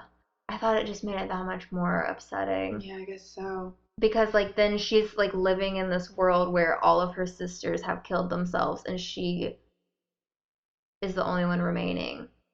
But yeah, it just talks about like Mrs. Lisbon. I don't even think she comes out on the porch whenever they take the girls away. Yeah. It doesn't really say anything about Mr. Lisbon. How does Mary die eventually? Doesn't she end up? She ends up taking sleeping pills. Yeah. So eventually she kills herself. Yeah, and that was so horrible too, because like she goes through the same psych evaluation that her sister did a year earlier. And then life kind of continues on. And again, the parents don't cope with any of it, and they don't talk about it. Like, the parents go and stay in a motel, and they bring in this guy, and one single guy cleans the entire house out, throws out everything they own. Like, they don't want anything. Makes it spotless so they can sell it. And while they're still, like, waiting to sell it, they come back and they basically camp out in like 2 of the rooms, and they make Mary sleep in her old room in a sleeping bag. I wouldn't want to step foot in that house ever again. And these were pretty wealthy people, though. That's the thing, is like the neighborhood they lived in was a nice really neighborhood. Nice. I mean, they weren't super wealthy, but they're upper middle class. Like, they could afford to live in a hotel. You know what I mean? I mean, by that point, actually, Mr. Lisbon had lost his job because he kind of started to lose himself at school, and people were noticing. And they just fired him. They weren't like, hey, man, like, let's help you out and let's get you back on track. It was like, you're weird. You're not handling this. It was like, let's take a leave of absence, and then like it never ended. Right. So maybe they didn't have enough money to stay in a hotel, but still. But yeah, and so it was so weird because the guys just kind of like, they idolized these girls, and then they killed themselves, and they're just like, all right, so anyway, what's going on? And they like talk about like the debutantes having their parties and stuff, and making the theme is like asphyxiation, which is so messed up. Like, what? I think it has to do with the smell that was in the town. Yeah, of the lake. But still, it's like, yeah, come on. Really insensitive. And it talks about them like all drinking and stuff at this party, and when they're leaving that night, they see the lights of the ambulance at the Lisbon house again. And this has been another couple weeks probably. And that's when Mary had taken a bunch of sleeping pills, which at that point, why would they have sleeping pills in the house? You know? She probably got, well, that's what I was just thinking. I'm like, how did they get a hold of sleeping pills? But they probably had them whenever the girls initially killed themselves, and then afterwards you would think like, hey, let's not have this in the house with our remaining daughter. Yeah, maybe they hid some or something. I don't know. But yeah, so Mary ended up killing herself. And that was really sad too. Both Mary and Cecilia had to do it twice. Yeah. It's true. That's very true. Mm-hmm. Yeah, and I mean, this whole book, like, in film, I just found it so creepy how obsessed people were with these girls. It says, I wish I have the quote marked down, I just didn't write it down, but it says that they were treated like lepers when they stepped out of society, but inside, like, gosh, I gotta find that quote, it's good. Oh yeah, this is just a side note though, but on one of these pages it said, each of us said he was sleeping over at a friend's house, so we had all night to sit and drink unmolested by adults. And I know that unmolested, like, can also mean unbothered, like, because molested means bothered in Spanish, so I'm guessing that molested means, like, kind of a similar thing. It's bothered. A weird, like, a weird term to use, yeah. And I just put a sticky note that said, do what? Oh, here we go. Wraps up the entire book, my sticky note says. Inside their house, they were prisoners. Outside, lepers. Because lepers. Like, no one wants to go near them. Yeah. And yeah, like, this is kind of backtracking, but then, like, when they were at school and stuff, like, nobody wanted to, like, talk to them or anything. Because I think it was mostly because they were afraid. They were so, like, they all stuck together. It was kind of... Yeah, and they didn't know how. They talked about how girls, kind of wanted to be friends with them. They, like, the girl in the bathroom stall, when they were all in there, like, she wanted to say something to, like, Lux and them, but she was, like, didn't know what to say, and she was, like, a little bit nervous. Like, they just put off that air that they didn't want to be fucked with. But they actually, really, all they needed was probably just some friends. Yeah. And when you're raised in this, like, super devout home where they, like, control every aspect of your life, you kind of grow up being a quote-unquote weirdo. And so it's, like, not even their fault that they were the outcasts of the school. And they just thought it was because everyone hated them. When in reality, I think nobody understood them. Yeah, and then to be treated the way they were, like, with Trip and Lux, that just kind of confirms her feelings. Yeah, most definitely. There was, after they committed suicide, the school put up a... that bench. Yeah. Says, the Lisbon Girls became a symbol of what was wrong with the country, the pain it inflicted on even the most innocent citizens, and in order to make things better, a parents group donated a bench in the girls' memory to our school. Originally slated to commemorate just Cecilia, the project had been put in motion 8 months earlier, just after the Day of Grieving, which the school developed as just like a... I didn't really get that. I mean, I get the theme behind it, like what it's supposed to stand for, but I thought it was just kind of... Yeah, and it's like the party, like, it's like... Just putting a Band-Aid on it. Yeah, but it's like, and these poor girls, like, everybody knows they're, like, the reason they're doing this is because Cecilia just killed herself. And, like, these girls are having to go to school and, like, sit here during this unspoken, I don't know. No, yeah. So it just says that the bench was made of virgin timber, which I thought was kind of funny. But the plaque bore a simple inscription, in memory of the Lisbon Girls, daughters of this community. I was like, fuck that, daughters of this community. And they also made that and, like, gave it to the school or wherever they gave it. I think it was the school, right? When Mary was still alive. Yeah. And it's, like, in memory of the Lisbon Girls. Like, ugh. Yeah, it's just, like you said, just pretending like nothing's there. We'll just put a bench up and pretend like we gave so much of a shit about them, because that always happens when people die, whether it's like, in a super tragic way like this, or if it comes really slowly, or if it happens all at once. Like, when people die, like, people the living will just act like they were just some saint on earth, like, or that they were so close with them, or that nothing they could do was wrong. Yeah, that is kind of a tangent, but and Heathers, that's like one of my favorite movies, and there's this one great line that what's his name? JD. One of the lines he says, it's when they're at the funeral for the 2 football players, and they had made it seem like that they were like these lovers and stuff, and like the dad is up there talking, and he's like, he's crying, he's like, I still would have loved you, like, even, like, though you were gay or whatever. I can't remember exactly what it says. But the dad's, like, crying and stuff, and JD looks at Winona Ryder. Why can't I think of her name right now? Not Heather. It's not Heather. And And he's like, you think he'd say that if he was still like, if he still had a pulse or something? Mm-hmm. Yeah, it's amazing. Like just, I have a friend in high school that, you know, I hung out with like a handful of times. Really, really great guy. He died in a really sad way. And there were people that came out of the fucking woodwork and it was like, I miss you so much. I miss you every day. And I'm like, I never saw you hang out with him once in school. Like, you guys might have been Facebook friends, but that doesn't mean you were super close to someone. Yeah. And I mean, it's just someone you knew. Yeah. Why am I fucking yawning? But people love that because they love to be like part of the whole tragedy, you know? They love to be like suffering who's the attention on, like. Yeah, exactly. People love, and that kind of hits on the whole overarching theme is like suicide is like a spectacle, pretty much. Like, you know, they use Cecilia's suicide initially, and then all the Lisbon Girls' suicide to highlight, you know, we need to be keeping more of an eye on our kids, like kind of this is what's happening in America. Yeah, like creating like a hysteria, like over the media. Like they had this news reporter. Oh, Miss Pearl or whatever. Yeah, they had this like ridiculous, almost comical news reporter that would always show up at like the most opportune times just to like blow things out of proportion. But it's true, and it was like, they were like, oh, had this huge day of grieving at school, and like, oh, we need to be more worried about our youth of America, but also fuck the youth of America. We don't give a shit. They're just being brats. They're all, There's no such thing as mental illness. And this was back in the 70s, you know, this was like more than 40 years ago this took place. 44 years ago. Wow.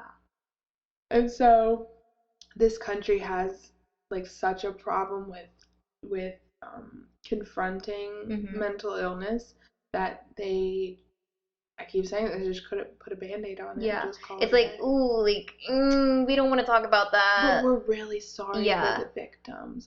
But we also don't want to talk about it. And we also don't want to provide help to people who need it. Ban the blind eye. Bring them out. Oh, my shirt says. But yeah, so it was just like, and it was all about the spectacle. Like they even talked about the girls throwing themselves around that tree. They kind of made it almost like that they were doing it for attention rather than really doing it for like a noble reason. Yeah. You know what I mean? And I get it. You know, being a teenage girl, whether you're a grown woman, whether you're a teenage boy, whether you're a grown man, like being a teenage girl, you just think, looking from the outside, you think, oh, you know, they're going through puberty, they're just doing this for the drama. I got that all the time growing up. Like, if I was feeling something really deeply, really real, you know, I love my parents. They quit being dramatic, just stop being dramatic. And it, like, you know, I wasn't able to, like, talk about it because from the outside in, it just looks like a 13-year-old girl going through some hard times. You know what I mean? I feel like my situation was a little bit different around that age, but it was still, it was, like, almost not as valid because of where I was in my life. It makes you feel like you're being ridiculous. Right, exactly. You start questioning your own self, and you're like, wow, am I really being dramatic? And you start kind of, like, downplaying what you're feeling. And then, like, keeping it all inside rather than talking about it. Yeah. And making sure you're okay. Yeah. And, I mean, suicide's a really tough thing to talk about, whether you're, like, the family member of someone that's committed suicide, whether you're a friend, or even someone you just kind of like knew in passing. Like, it's a really tough thing to think about because suicide is obviously so much different than murder. Like, you are making the decision and then taking the initiative to commit suicide. That just, like, my favorite quote is the very last chunk of this book, and they do say it's just like it like hits you like you're saying, like it's something, it's so personal and such a this is just like paraphrasing, but it was like calling them out of those rooms that they went to be alone for all time, alone in suicide, which is deeper than death, where we'll never find the pieces to put them back together. It's such a dark place to be. What I'm just trying to say is I personally understood this book on a level that I've never really connected with a book before. It wasn't my favorite book. It definitely wasn't my favorite movie I've ever seen. But I connected with it being that young and feeling like that really is your only option. And he even says it in here, about people that jump off of bridges, like sometimes you'll see like scratch marks or where people try to like catch themselves. Yeah, or their shoulder blades are like ripped, popped out. Yeah. Because in that moment when you start falling off a bridge, you're like, oh my God, this is it. Like there's really no backing out at this point, or jump off a building, wherever. Mm-hmm. You know what I mean? So I connected with this book, unfortunately. Mm-hmm. I mean, it felt good to read it, I guess. I don't know. I feel like there should have been like a trigger warning on this though, in this book. Oh yeah. I mean, that's very PC, like 2018. I mean, right off the bat, like talking about Cecilia and her wrists. Mm-hmm. That, yeah. Yeah. Yeah. So I mean, it's a really sucky thing to think that that's really your only out. But for these girls, I felt like it almost was like, what would they have? Yeah. Not that they should have committed suicide, but like, what would their life have become? Yeah. You know? And it's so sad because it talks about how Therese had contacted a school 3 days before she killed herself. Yeah. Like a college that she was interested in. Yeah. So then that brings me to the question too. So do you think these girls had like a suicide pact where they planned the suicide premature to Cecilia's even attempt for it? Or do you think that maybe it was like a snap decision? I mean, what do you think? I think they've been unhappy for a really long time, and that's why they weren't as surprised about Cecilia. Mm-hmm. Of course, they were upset, but I think they completely understood why she did it. Mm-hmm.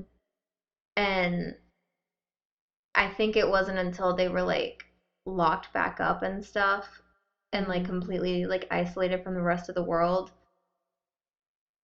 I don't even know if it was like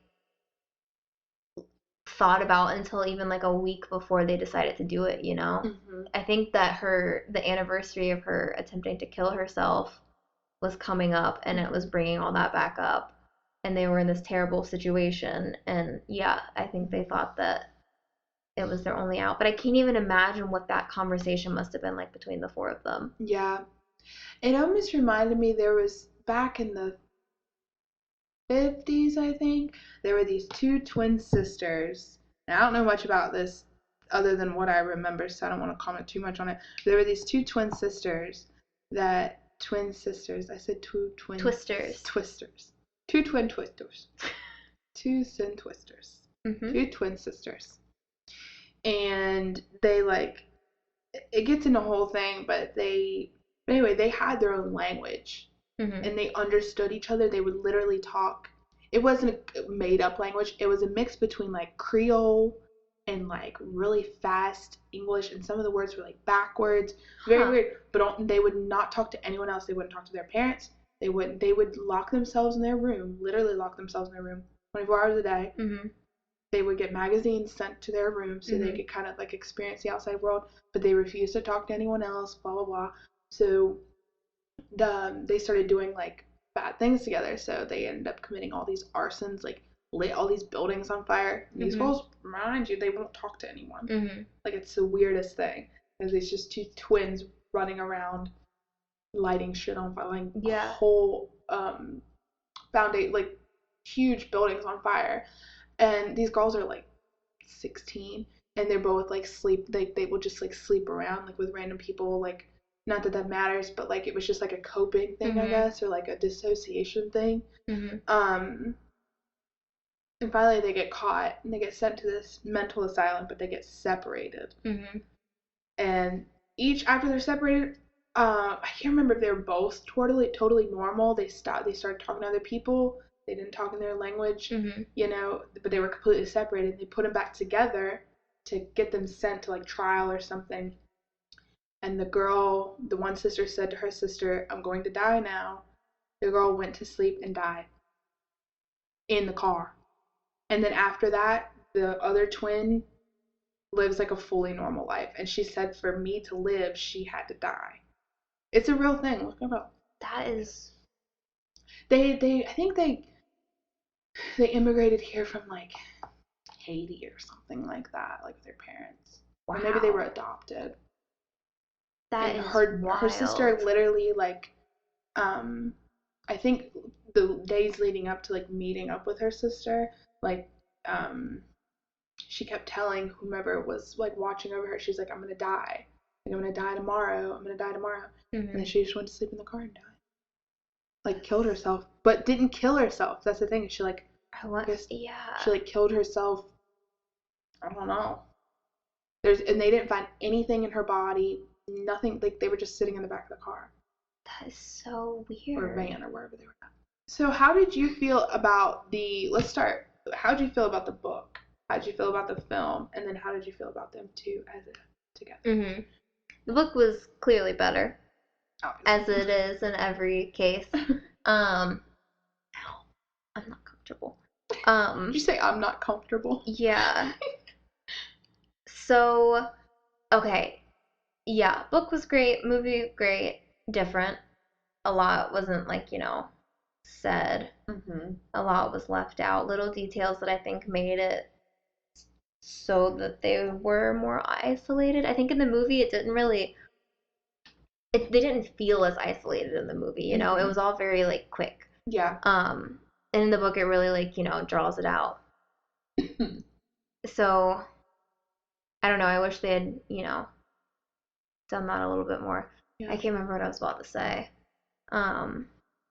The obsession with the boys in the movie was not nearly as, like, Mm-hmm. It didn't show it as much. And like you said, it's an obsession. It's almost a stalking. Yeah, like, it's very weird. They would watch these girls through their telescopes. They knew everything about them. They would, like, didn't they steal, like, Lux's, like, lip gloss or something? And they put it on. Like, one guy put it on. They all took turns kissing him so they could, like, pretend to, like, know what it felt like to kiss Lux. Mm-hmm. And I also thought it was so weird, though, just sidebar, is, this, we talked about this book has such, like, a religious undertone Mm-hmm. to it. I thought it was, like, people will collect relics of, like, saints and, like, Mm-hmm. like, they'll have, like, like, that church I went to in Siena had literally St. Catherine's face that from, like, the 1300s had her face in a box. Her literal face? Her literal face. They cut off her face. It wasn't her whole head.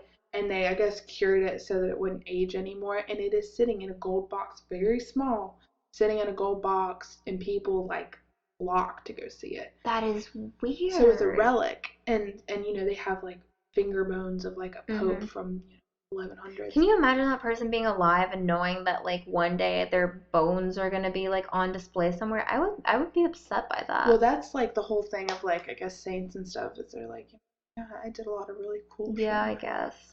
Cut my face off. If they don't cut my big toe off and put it on a fucking pedestal when I die, cure it so it stays pristine paint forever. It like a little cute black. Mm-hmm. A matte black. Oh my god, I'd be so pissed. But anyway, I just thought it was weird how they, like, collect these neighborhood boys, like, collect relics of these girls. And it was they talk about it, like, whenever the guy is clearing out everything from the Lisbon house after he would leave for the day, they would, like, scavenge and, like, scavenge. And they would, like, sift through everything, and they'd take, like, old family photos and, like, all these different things from it. Yeah. It's weird. It's weird, but I also feel like they almost would have been forgotten without it. Does that make sense? Yeah. Like, all the family photos and everything. Of, like, those weirdo 5 sisters that committed suicide. Mm-hmm. But I feel like they almost immortalized them and, like, humanized them by collecting some of that stuff. But I do agree, it was really fucking creepy. And they keep them all in that treehouse. Mm-hmm. Yeah. That they're there years later when they're balding and their bellies are soft. And mm-hmm. Yeah. It's like, let them rest in peace. Mm-hmm. Yeah.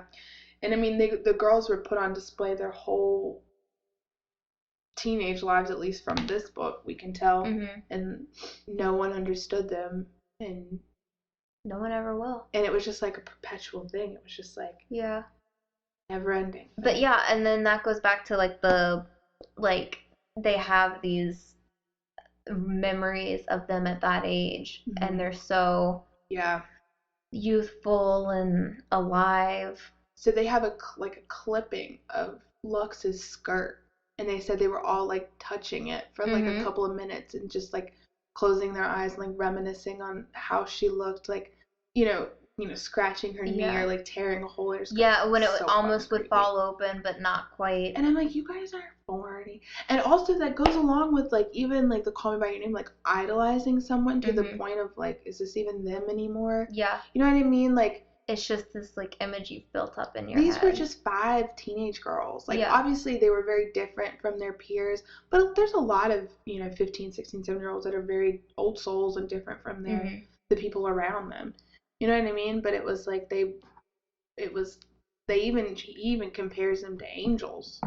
He says, they look like angels kind of thing. Oh, I wrote down that, how like it had those weird like it would like fade into like the girls in a field in the movie and stuff, and it'd just be like golden hour and stuff. I wrote down the visions of the girls in the fields. I think I was a little drunk when we watched the movie. You were drunk. But it said the visions of the girls in the fields were how they imagined them to be in this made-up fantasy world in their head. They're just like these perfect girls that pick flowers, and they're always so soft and delicate. Exactly. But then at the end of the day, it's just like, just let them go. Like, let them rest in peace. Like, it's like, this is such a weird comparison, but like Kurt Cobain.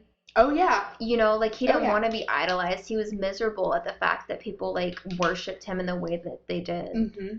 Yeah. And it's just, like, those girls, had they known how obsessed these boys were, they probably would have been like, what the hell? Like, maybe Lux would have been like, yeah, duh, but that's it. Yeah, she wouldn't have given them another, like the time of day. And I'll say this once, and I'll say it again. Lux is definitely a Libra. I'm sure. Cecilia was definitely a Cancer. Yeah. Or a Pisces. Maybe her rising. Yeah. Oh, me. Okay, but yeah, this is just another random thing, but this is what I was thinking whenever we first started. Mm-hmm. But virgin suicides, how I was talking about how Lux isn't a virgin. Mm-hmm. I think it's virgin suicides for a number of reasons. Mm-hmm. But then I think it's also interesting that before they did commit suicide, they were passing out all those Virgin Marys. Mm-hmm. I don't know. Yeah. Like the virgin suicides, like the Virgin Marys being, I don't know. Yeah. Just like a symbolic of it. Yeah. I didn't have anything else to say about that, but yeah, just the name of the book in general has a lot of weight to it. Mm-hmm, for sure. Yeah, I don't know if it was just me, but I did not like, I mean, I didn't hate the book, but I didn't really love it, if that makes sense. Like, I thought it was like, I get, like, he kept name dropping. He'd be like, or Tommy, who had IBS in the 2nd grade, once said, and I'm like, why do we even need to, I mean, I get it. Yeah. I was like reinforcing the mundane thing. But. Yeah, and it does talk about at the end, like, how their stories of what they think happened to the girls have a lot of holes in them. Mm-hmm. So I guess just any random person they could find to talk about anything. Yeah, I don't know. It just didn't float my boat. Yeah. Or they'd be like, then we saw Mr. So-and-so who cheated on his wife in the 4th grade. And blah, blah, blah, blah. And I was just like, shut the fuck up. Like, we get it. It's a small town. Yeah. And, but I didn't love the book. I mean, it was definitely fun to read, and I loved reading it. But I didn't, as a whole, it was just, there's something, and this is going to sound so friggin'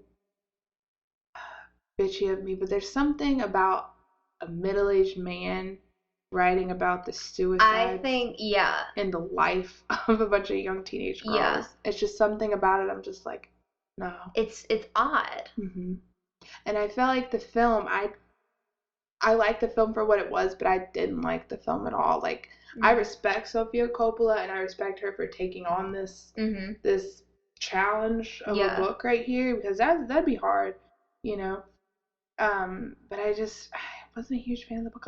Like you said, I felt like it left out a lot of key points, even if they were small keys. You mean the movie? Yeah. Yeah. In the film, yeah. And like, even Lux going to like the doctor, like faking, a stomach ulcer just so she can go and get a pregnancy test. Like, yeah. Like that should have been included. Yeah. Like, and Mary surviving, like, after her sisters are all gone. I think that was more for the theatrical stuff, I bet. But it's a huge part of it. It's like in Call Me by Your Name when he changed the ending of it. Yeah. Just for cinematic reasons, I guess. Yeah. I don't know. And I felt like girls' suicides. Now, this was 1999, so this was like. But I felt like they didn't really, like, this girls' suicides weren't as, like, dramatic. Oh, where are we going?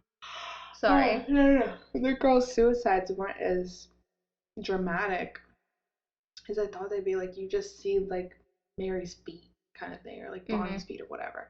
Like, you don't, like, but I guess it's really not about the gore. It's just, but I feel like it was just so vague. It was like this whole movie's built up to this. Yeah, and it was very quick in the movie, too. Yeah. And I guess it would have been quick in real life. I don't know. I feel like there's just like a little more emphasis. I don't know. I don't know what I'm trying to say. But I had a problem with he's a great writer. Had some great visuals in there. He was a Pulitzer Prize winner. I don't know. I just wasn't a huge fan of. It didn't tickle my fancy the way other books have, for sure. Yeah. But it was a good book. Yeah, and it was easy to read. It was a good read. It was a very easy read. Another thing they left out in the movie, too, the girls weren't buried together, which was so awful. Yeah. They were buried, like, so far apart that they had to take a car to the different grave sites for them to do the eulogies and stuff. Which, I feel like had they known that when they were alive, too, they would have been upset by that fact. Because during the whole book, there's a whole funeral worker strike or whatever, so nobody's, like, getting buried. Nobody's getting buried. Fridge. Yeah. And so finally, it's like a week or two after Mary finally kills herself, is whenever, like, the strike ends and they bury the girls, and none of the girls are buried together. Which is so... And that's what sucks, though, is, like, my thing is when somebody dies, that's their eternity. Like, when you are living, it's such a short time compared to how long you're dead for. Like, if someone that you even relatively care about, especially your children, you should honor their last wishes, even if they don't have any. You know them enough in their life. You knew them enough to know that she would want to be buried in her favorite dress. You know that those daughters would want to be together. If I died and my sister was not buried right next to me, I'd come back as the biggest freaking demon. I would oh my god, I would wreak havoc on the world. Because that's such an important thing. Exactly. That's such an important thing. It's like, why would you take that from them? That's the ultimate disrespect, in my opinion. Your eternity, yeah. Exactly. And you're just fucking it for them. And as their parents, you know that. Whether you know your kid very well or not. Like, you know what meant to them. Yeah. Yeah, and so, like, after their death and stuff, Mr. and Mrs. Lisbon split up. I can't really remember. Neither of them do well. Yeah, they both are just, like, sad. Yeah. And that's another, them not talking about it, probably not able to work through their marriage. And I mean, there's got to be a serious amount of guilt riding on both of them. I mean, 5 of their daughters. You would think, but I don't think Mrs. Lisbon feels responsible for the death. I don't think so. Yeah. I think maybe she's upset by them, obviously. But I don't think she sees herself as the issue. Yeah. Which she is the whole reason for their misery. Her alone, not even the dad. I mean, the dad too, because he's complacent, but Mrs. Lisbon is the whole problem. And she's in denial the whole time and doesn't see that. Every time the air cuts on, I hear that and I'm like... Yeah. Yeah, no, I totally agree with that. Like, I feel like if Miss Lisbon had been a little bit more lax, that maybe her children would be a little bit better off, a little bit more alive, a little bit less, you know what I mean? Like, yeah. And I feel like by Cecilia attempting to commit suicide the first time, that should have been a wake-up call for every single one of that family to rethink their fucking thing. But instead, she, like, retreated closer into herself, Miss Lisbon, and was like, oh, I'm just going to talk to God about this. Like, no. It was an accident. Yeah, you need to talk about what's really at hand. Yeah. And, like, I get, growing up, I don't have any kids, so I can't really talk but growing up, like, you have to let your kids make mistakes. Whether those be really big mistakes or really small mistakes, like, That's how kids learn. Mm-hmm. You know, I had to fuck up a couple of times in my teenage years to learn when I was older not to do things or what to do or what to look for or whatever. You know, I had to fuck up a little bit, and I had to put myself in precarious situations that my parents had no idea about. Mm-hmm. You know what I mean? But it taught me a lot. Yeah. And I feel like by sheltering your child so much to the point of abuse and negligence, mm-hmm. like you're doing worse for them had she gone out and gotten pregnant. You know what I mean? Yeah. Like. Yeah, like whenever Lux comes home and that like triggers the whole lockdown, mm-hmm. instead of her reaction, she should have seen that her daughter was hurt and listened to her say, like, I made this mistake and this guy just left me and I feel horrible right now. Mm-hmm. Like, please talk to me. As a mother, your child should be 100% comfortable saying that to you. Yeah, and it's hard to hear. I mean, I'm not a parent, but I imagine it would be hard to hear. But yeah. In those instances, that's when you need to, like, sit down and just listen and let them talk to you. Yeah. And I mean, being a 13-year-old girl or 14-year-old girl, like, it's not super easy to talk to your parents, but if you set it up when they're younger that, hey, look, yeah. I mean, that's, my parents always told me that, even though they always haven't been big on, like, talking about their feelings and stuff and, like, talking about things that we all should be talking about, mm-hmm. they always have been those ones that said, hey, you know, if you're ever drunk somewhere and you can't get home, yeah, you call me. Like, I'm not going to be mad, like, we'll be, you know, we'll talk about it. You're not going to get away with it. Yeah. But, and my mom picked me up from a party one time, and I was like 15, I think, and I was shithoused, and she took me to Wendy's and got me frosting.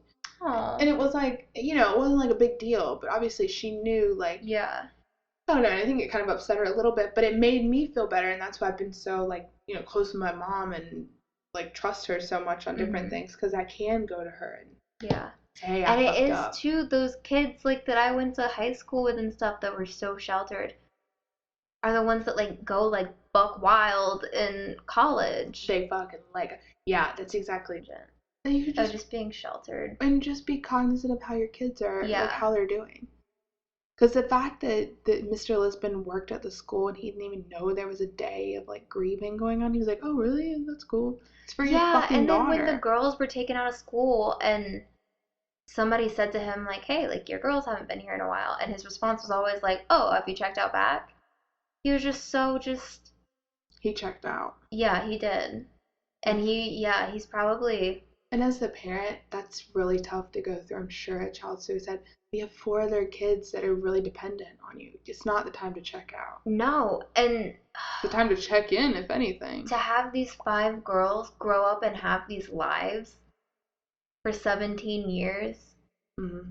and then for all of that to just be gone, how can you ever start over again, you know? Yeah, and they were obviously very intelligent, very capable, yeah, you know, privileged beings, you know, they really could have made something of themselves. Mm-hmm. You know, whether they commit suicide at 13 or 43, you know what I mean? Yeah. They still could have done something. Yeah. But so moral of the story is watch your kids. Don't commit suicide. Talk to someone. To say if you or if someone you know or anyone, even someone that you don't know that you kind of see like, you know, post sad stuff on Facebook or mm-hmm. someone you see sitting at the lunch table that's not talking to anyone, like go over and talk to them. Have a fucking conversation. You're both human. Mm-hmm. You're both, you know, or if you yourself are feeling like this is it for me. This is over. My life is over.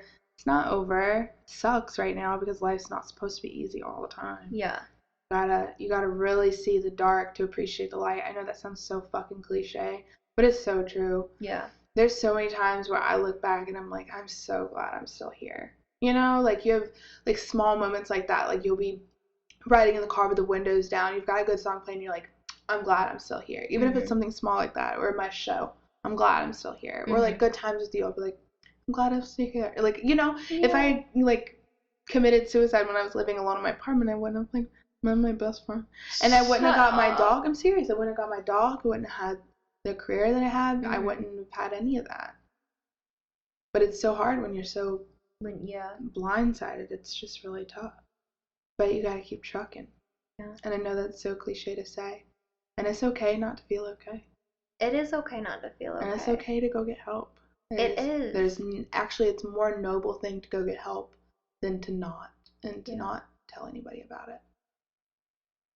So, you're in a dark place, that's fine. You can talk to us. But you can talk to us. Call us. You can message us. Of course you can. We understand. Yeah. So I just wanted to put this in. Put it in. Put it in the description too. Oh yeah, that's a good point. But yeah, so just the suicide prevention lifeline. I like that it's called a lifeline and not a hotline. Yeah. Lifeline bling. But there's online chat that you can be directly contacting somebody that can talk to you and just listen to you. The number is 1-800-273-8255. So don't hesitate. And there's tons of resources out there on the internet. And there's tons of resources in your community, whether, you're religious and you want to go see, your pastor about it, or if you want to, just go talk to some random person on the street you're never going to see again. Just be like, hey, I'm suicidal. Have a good day. Even if you just need to take that extra step, because sometimes, you're so in your head, to say it out loud, finally, it's, terrifying. It almost doesn't sound like you. You're like, And it's fine. There's nothing wrong with being in a dark place. There's nothing weak about it, Yeah. Everyone goes through shit, just on different ends of the spectrum. And you're not alone. There's so many people out there that feel the way you do. That is the most important thing, is that you are not alone. Definitely not. Ever. Definitely not. There are people that care about you. Even people you don't know. Like us. We care about you. Oh my god, this has turned into a therapy session. But no, it's good. It's good to talk about, and that's why I feel like we're getting in a good place. I mean, America's still not there as far as talking about mental health, but I feel like in comparison to 1974, we are way advanced. Way more we're way more open about it with the internet, because you can be more anonymous on the internet. Oh yeah. But that's another thing, is if you are feeling that way, triggers can be really tough, because you can see something like that on that movie. You can even hear us talking about it. You can read about it. It's even just the smallest thing, and it will trigger it, and that's all you can think about. And if you're feeling that way, you have to understand that it's a fleeting thing. It's not, wanting to really commit suicide is not a forever feeling. Even if you have to go get medicine to keep yourself from not thinking about it all the time, there's nothing wrong with that. Just go do it. That's the miracle of the 21st century. Yeah. And you can even talk to therapists online, which I'm not sure if I'm with yet, but a friend of mine just recently started. It's a thing where you can text them, and she was saying how she's talking about her new therapist, and I was like, oh, that's really great.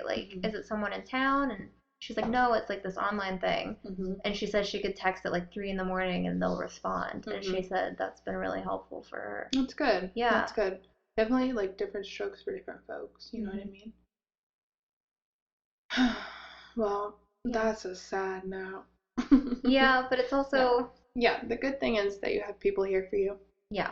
And even the Lisbon Girls had people there for them, but they just didn't hear them calling from their tree houses with their balding hairs and soft bellies. They all could have left with husbands at that point. Yeah. That was another thing that pissed me off about the boys. They were like, oh, they didn't hear us calling. But I was like, y'all didn't do anything. Yeah, exactly. You're just as bad as the bench people. Yeah. Oh, don't get me started. Well, look, it was a beautiful book. It's been great to talk about it. It's been very cathartic. Yeah. The whole book was really cathartic. It was a good situation. Yeah. Not my favorite, but definitely a good book. So our December book of the month is on a lighter note. On a lighter note, even darker note. Why are we doing this? I know. Okay, December book of the month. Let's do a soft drum roll. So we realize how fucking loud we are when we play this back, and it's already too late because it's on the internet. You ready? The Lovely Bones by Alice Sebold. Sebold? I didn't know her last name. God damn it, what's wrong with us and last names? Andre Aciman. What's his face? Eugenides. What was the author of American Psycho? Bret Easton Ellis. Oh yeah, that was easy. That was an easy one. He was a white guy. So, The Lovely Bones, which is a fucking hard ass. I've never read the book. That will be our first female author as well. Good. I was thinking about that today, that we probably should get that in there one time or another. You know, and Saoirse Ronan. Cool bitch. Starring. Wasn't that her, like, finish her breakout? I think so. She had done quite a bit before that, but yeah, I think that's the one that, like... Big film. Because that was a big and, like, that was a serious thing. And that's a really serious book. It's a really, really sad book. Yeah. But it's going to Let's go ahead and record our episode on that. Right, just right now. Let's just all fucking be depressed after this. Yeah. But yeah, it's a good book. You should definitely tune in for that one and read along if you can. Seriously, if you ever want to read along with us, literally, the books that we buy are so cheap. I mean, I got this copy for like $7 or $8. But yeah, you can go on Amazon and get it used from a Goodwill for like $3. Yeah. I mean, My American Psycho, I literally got for like $3.30. And like this one and Call Me by Your Name, I think I got brand new, and it was $11. So it's super cheap. I mean, and then you get to build yourself a own little bitch's library. Yeah. I've got a little stack going on my bookshelf. And then you can cover it in cool ass sticky notes. Like, I'm trying to like highlight it, write in it. I mean, seriously. And then how cool do you look when that cute boy walks into the coffee shop and you're reading a book instead of sitting on Instagram? Do this for the attention from the boys. That's right. Or girls, whatever you prefer. Bitches who are trying to get attention from boys in coffee shops. And it's working. No, it's not as single as hell. Hit me up. Sorry, before we leave off, do you have any favorite quotes? Mine are all the cliche ones. Yeah. I mean, I felt weird having favorite quotes from this book, you know, just because of the material, I guess. Yeah. We don't have to do that. No, I mean, God, like I said, I really liked the inside of their house. They were prisoners, and outside they were lepers. Like, I feel like that really just fucking summed up the whole book. Yeah. Oh, this is one of my favorite too. It was early on when the boys were reading Cecilia's diary. And it says, "We can never understand why the girls cared so much about being mature or why they felt compelled to compliment each other. But sometimes, after one of us had read a long portion of the diary out loud, we had to fight back the urge to hug one another or tell each other how pretty we were." And I love being a woman. Yeah, but I'm just like, and that's another thing too, like, guys, some guys are very, like, secure in their masculinity and will, like, compliment other guys and stuff, but you don't hear it as much, you know, as women, like, complimenting other women. I think it's getting better. And I thought that was sweet. I wish they didn't fight back the urge to hug each other. But yeah, they'll put lip gloss on, what's his face, and kiss each other. Each other. But they won't talk about it after. Yeah, right? Really good book. Yeah. Great. Thanks for tuning in. Read along with us next month, December. Yes. I love that seasonal affective disorder. I was going to say, these are great books for... And then we have the Lovely Bones. I said the Lucky Bones. She wrote a book called Lucky, which is why. Yeah. That's the one I have. I thought I had Lovely Bones, but I don't have Lucky. Yeah. Another book to add to the library. But yeah, get a book. Educate yourself. Read along. You're going to have a lot of time off in December, like, from school and stuff, so don't kid yourself. Well, and literally, if you have a break at work, I mean, Alex and I work full time. Yeah. And we love to read at work instead of doing our jobs, so. No. It's good. I mean, and, like, even on a Saturday, I mean, I feel like we're, like, trying to sell this to them, like, fucking read already. No, but it is cool, too, because, like, I never made time for reading, and now I look forward to the time where I can sit and just shut out the world and just read. Put your phone away for a second, turn on some music, you sit outside on the porch, sit outside on the back porch. Like, I think I told you this, but yeah, instead of, like, sitting on the couch at night and, like, watching Netflix until I fall asleep, I'm, like, excited to go sit in my bed and read for 30 minutes. Yeah, before bed. And it's also nice not to have that blue light on before you go to sleep. It makes me feel like I'm using my brain. I'm exercising it a little bit more. No, and it's been proven. The more you read, like, the better you speak. Like, the more you can articulate yourself. Okay, so that's a good example. I can't even use the word articulate. I'm coming, baby. She's like, so bitches. Read. It makes you smarter. Read, bitches. It makes you sound smart. It makes you really cool. Yeah. You're so hip. All the cool kids are doing it. And we love you, okay?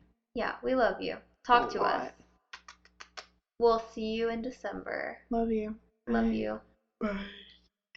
Ew, cut that out.